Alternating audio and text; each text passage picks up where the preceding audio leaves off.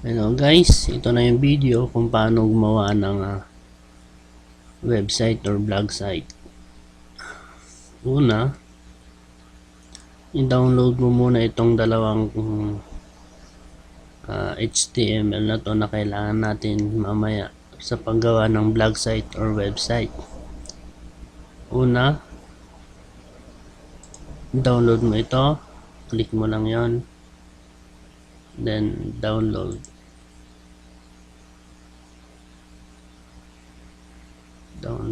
Click download, nandun siya.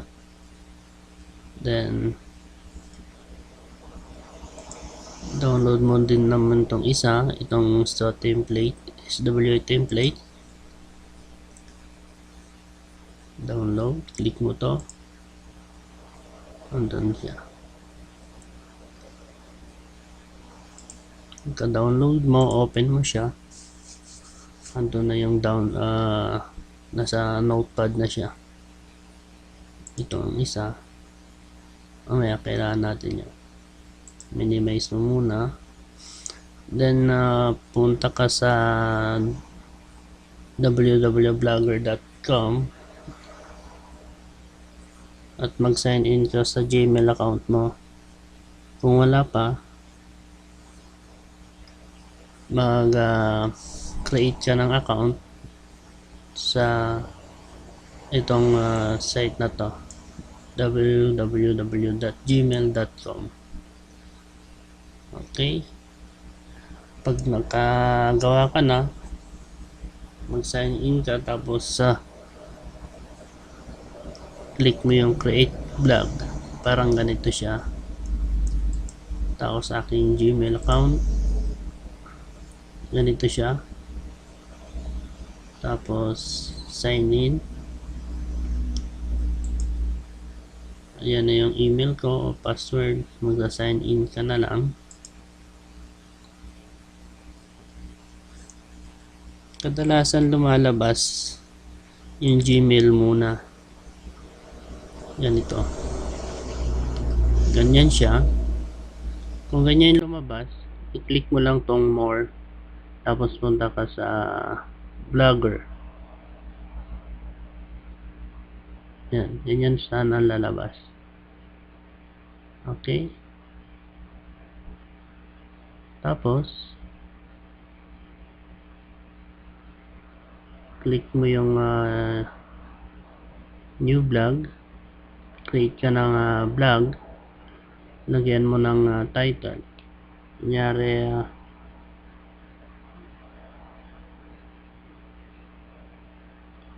Pinoy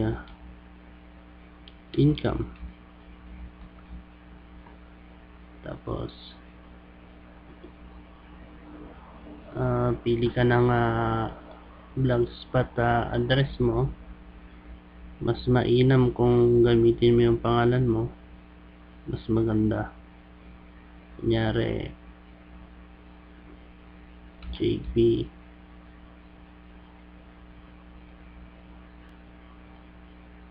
Ubaldo.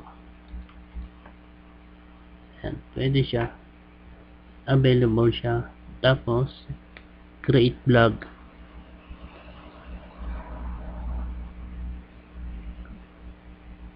click mo yung create blog, tapos andito siya ngayon. Tapos click mo tong start posting,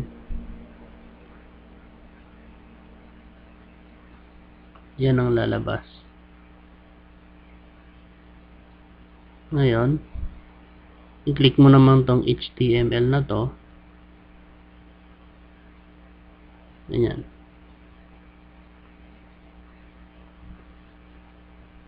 Tapos balikan mo yung dinownload natin kanina na HTML SWA replicated website, then copy paste mo lang yan, Ctrl plus A, tapos Ctrl plus C to copy, then balik ka rito, then Ctrl plus B to paste. Ganyan lang po kasimple. Tapos click mo tong compose na to kung tama yung ginawa natin. Ganito yung lalabas. Okay. After nyan, save mo muna. Tapos i-close mo, balikan natin mamaya.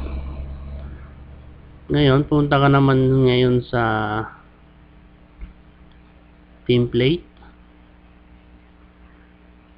Click mo tong edit HTML.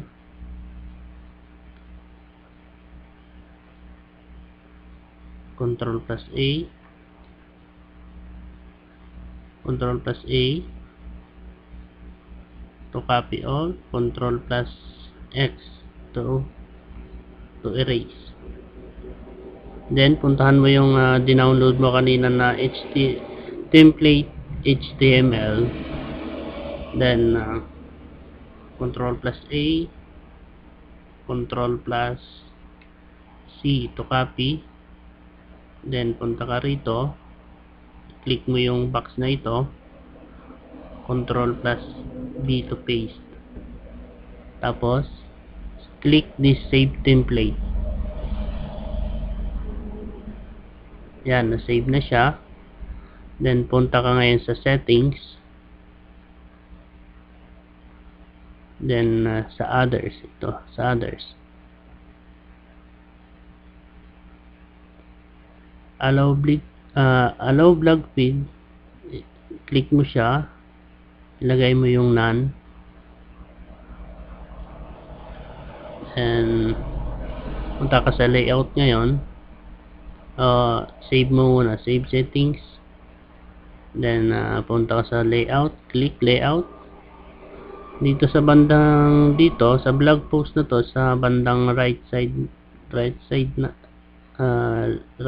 ng monitor, may edit dito. Click mo lang yon. Then ilagay mo rito sa number of posts on main page is 1. Lagay mo lang yung 1. Then itong naka-check lahat na ganito, i-uncheck mo lahat. Uncheck lang lahat hanggang nasa baba.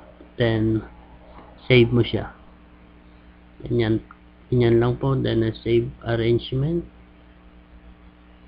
Okay. Tingnan mo, click post. Then tingnan mo yung preview. Right click mo siya. Right click. Then open link in new tab.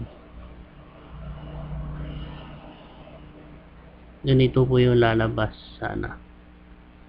Kung tama yung ginawa nyo.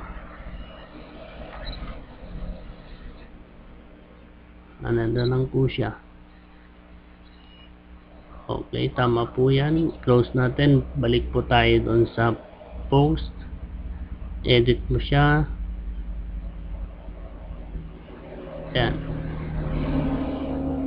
Pwede mo siyang palitan. Itong picture na to.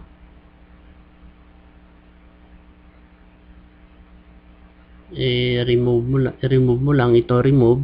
Tapos palitan mo ng picture mo. O kaya kung anong gusto mo. Remove. Palitan mo rito. Tapos click mo itong insert image here. Tapos choose files. Pili ka kung saan mo gustong maghanap ng photos dito. Pili ka lang sa mga photos mo kung ano gusto mo. Kunyari itong find me on Facebook na to, open mo siya, magda-download siya rito. Then select, add selected, ito siya. I-click mo yung photo ngayon. Kung gusto mo siyang medium, large, or extra large, depende sa'yo kung ano gusto mo. Ganun lang siya. Then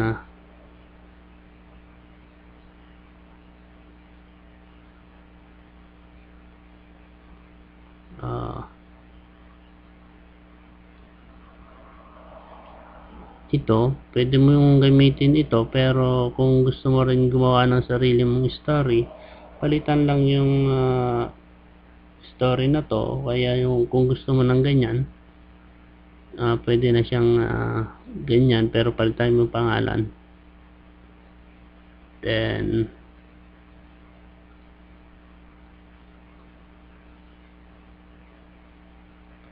ito, palitan mo rin ito ng SWA website mo.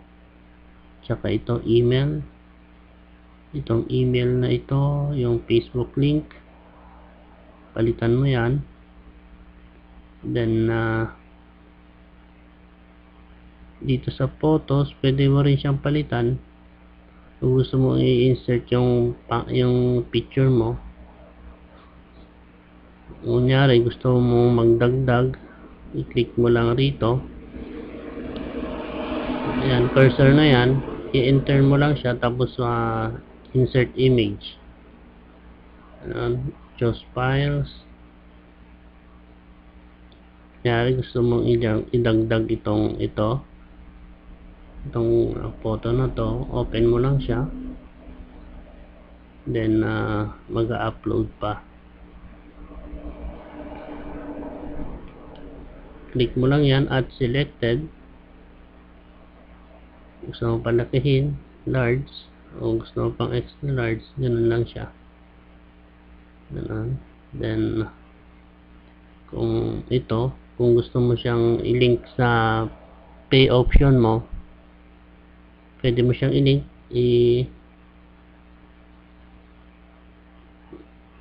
click mo lang yung photo, link, pindutin mo tong link,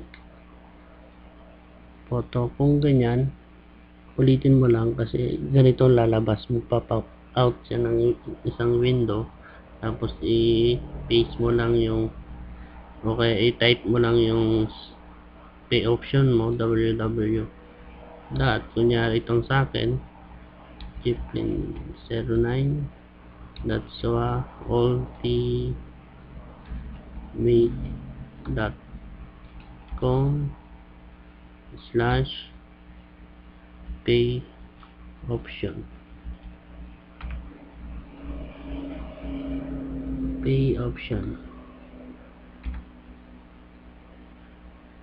Then click mo rito sa banda rito, open this link in a new window. O kaya, ganyan lang siya. Tapos i-test mo kung tama yung nilagay mong website. Tama siya. Ito yung pay option ko sa may website ko. Close mo lang yan. Then okay. Palitan mo lang yan. Tapos na yun. Okay na yun. Then ganito rin yun. Pay option din. Palitan mo lang yan. Click mo rin yun. Yung link. Click mo yung photo, link.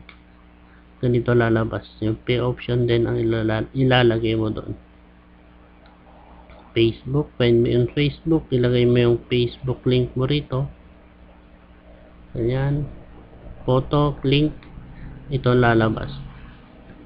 Kunyari sa akin, www.facebook.com/jp.9jp.ubaldo.9. Test mo kung tama. Ayun, tama. Okay. Okay na yan. Okay mo siya. Itong contact me naman, pwede mo kayong gumawa.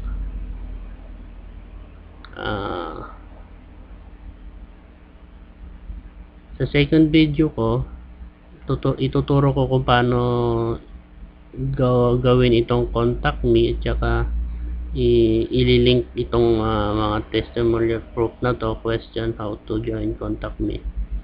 Okay guys, limited lang kasi yung oras dito, 15 minutes lang. So wait nyo na lang yung isang video. Ito ginawa ko lang to, so sa mga may gustong gumawa din ng website